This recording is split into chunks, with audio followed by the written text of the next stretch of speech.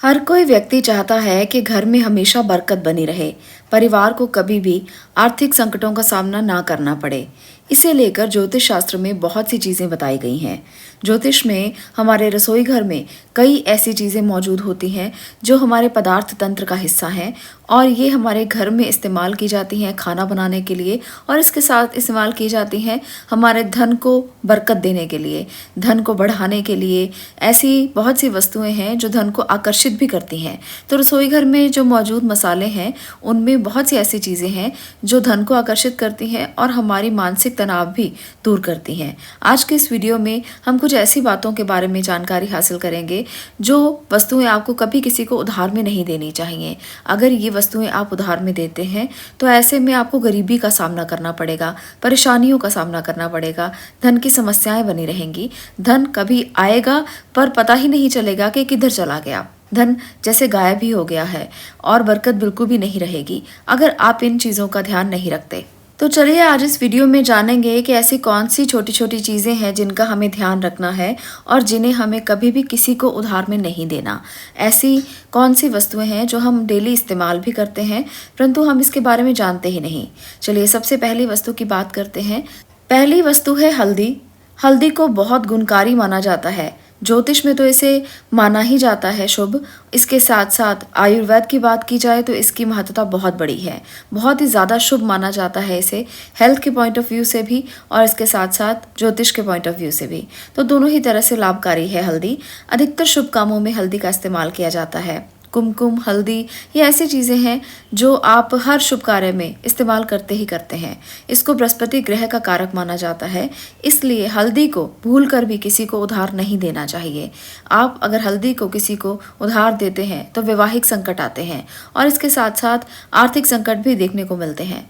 कई बार ऐसा होता है कि घर के पास ही कोई व्यक्ति है या पड़ोसी है तो वो आपसे हल्दी लेने के लिए आ गया तो आपको उसे मना करना होगा। आप हल्दी देंगे तो आपको इसकी समस्याओं का सामना खुद करना पड़ेगा। इसलिए हमेशा याद रखिए कि घर की हल्दी कभी किसी को उधार में ना दें और ना ही किसी को वैसे भी दें। आपको किसी को हल्दी गिफ्ट भी नहीं करनी चाहिए। कई लोग होते हैं कि किसी को हल्दी का अचार डाल कर दे दिया या किसी को हल्दी की गांठें आप ऐसे ही दे देते हैं, तो ये भी आपको नहीं करना चाहिए। इससे घर की बरकत चली जाती है, घर में परेशानियां शुरू हो जाती हैं।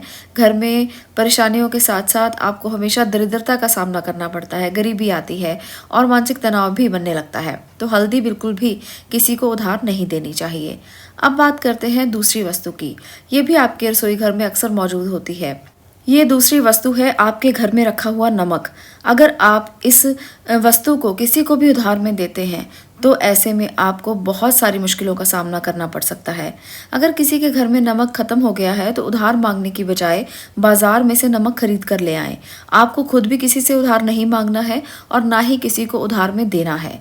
यानी कि अगर किसी के भी घर में नमक खत्म हो जाता है तो कभी किसी को अपना नमक उधार में ना दें। ज्योतिष में नमक को शुक्र ग्रह का कारक माना जाता है, इसलिए कभी भी नमक उधार में नहीं देना चाहिए।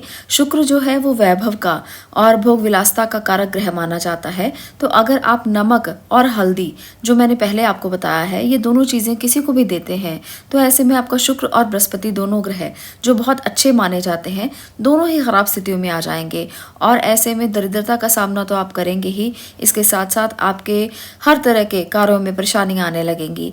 आपको हर तरह से संकटों का सामना करना पड़ेगा। सबसे ज़्यादा आर्थिक संकटों से गुजरना पड़ सकता है, इसलिए किसी को नमक उधार में कभी भी ना दें। घर में नमक हमेशा पूरा होना चाहिए।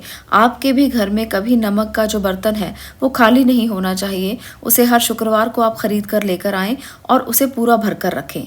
इस बात का खास ध्यान रखें, आपके घर से कभी बरकत नहीं जाएगी। इस बात का जो लोग ध्यान रखते हैं उनके घर में कभी पैसों की दिक्कत नहीं आती, कभी परेशानी नहीं आती और कभी पैसों से उन्हें जूझना नहीं पड़ता। उनके ऊपर कर्जे बहुत कम रहते हैं। जो लोग अपने घर में नमक की पूर्ति रखते हैं और नमक किसी से कभी भी उधार में नहीं लेते। नमक जो है वो शुक्र ग्रह का प्रतीक माना गया है और इसके साथ साथ माँ लक्ष्मी का प्रतीक भी इसे कहा जाता है। इससे घर में बरकत बढ़ती है। अगर नमक पूरा है तो आपके घर में बरकत कभी कम नहीं होगी।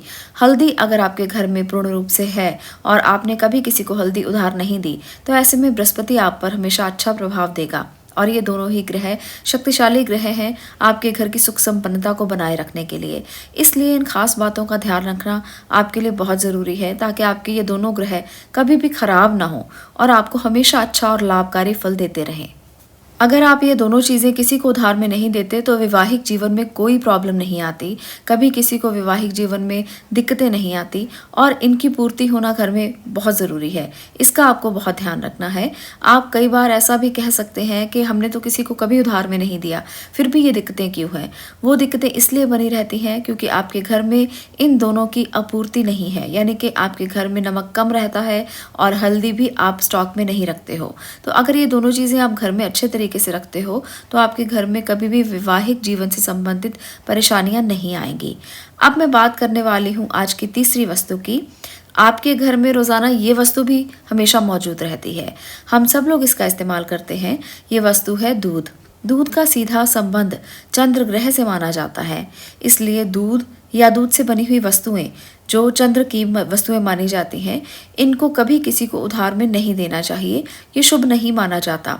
सूर्यास्त के समय बिल्कुल भी किसी को दूध उधार में ना दें। अगर आपके घर में भी दूध समाप्त हो गया है तो आप किसी से मांगने की बजाय बाजार जाएं और उस दूध को खरीद कर लेकर आएं। ये आपके लिए करना बहुत ज़्यादा ज़रूरी है।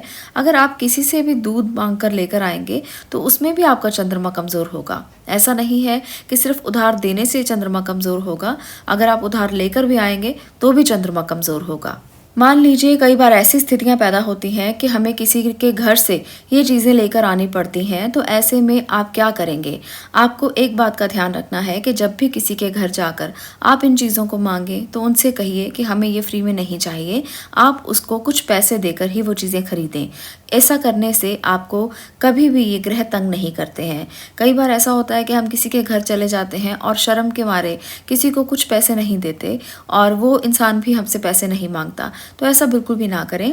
आपको अगर कोई भी चीज़ लेनी है, बाज़ार से वो नहीं मिल पा रही या कोई ऐसा समय है जब आप बाज़ार नहीं जा पा रहे, तो आप अपने घर से कुछ पैसे लेकर जाएं और उस व्यक्ति को उनको ज़रूर दे दें जिनसे आपने ये चीज़ें उधार मिली हैं। तो अगर आप भी इन छोटी छोटी बातों का ध्यान रखते हैं तो आपके घर में कभी बरकत की कमी नहीं रहती और हमेशा ये तीनों ग्रह आपके शांत रहते हैं। बृहस्पति ग्रह, शुक्र ग्रह और चंद्र ग्रह।